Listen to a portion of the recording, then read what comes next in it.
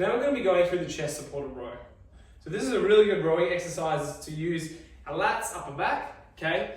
To start to have I've had a row here where we can actually be a lot more supported, where we're not relying on our position to hold us while we perform a row, okay?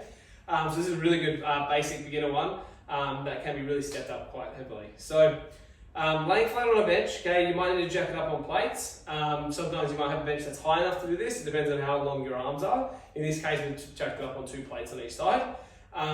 Just slow yourself down, Tony. When we set ourselves up and we're using plates, we don't want to make sure that we're too far up, otherwise we're going to be avoiding these plates and that's going to pull our arms back. We don't want to do that. We want to make sure that we've got enough space to move under the bar. So basically we're laying flat on the bench, our legs are out straight.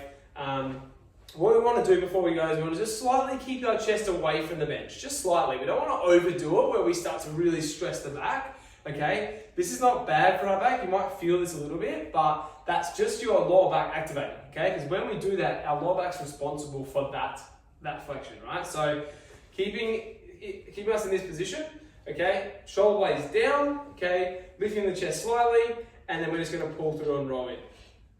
Cool, so we're going to get a bit of a squeeze in here. We're not going to go too far with it. We're going to really hug the arms into the side.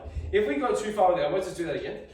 We start to incorporate our upper traps, which we don't want to use, right? They're going to slightly be involved, but we don't want to use them, only use them. So we really want to keep it using our lats and more of our mid back here, right? So just go another one.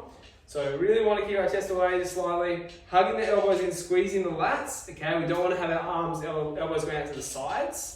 So let's do one more rep, our elbows out to the sides. We don't want to do that. Keep the arms in, take your time, squeeze the upper back, feel it, okay? And take your time. Don't be flat on the bench, just take your time with it.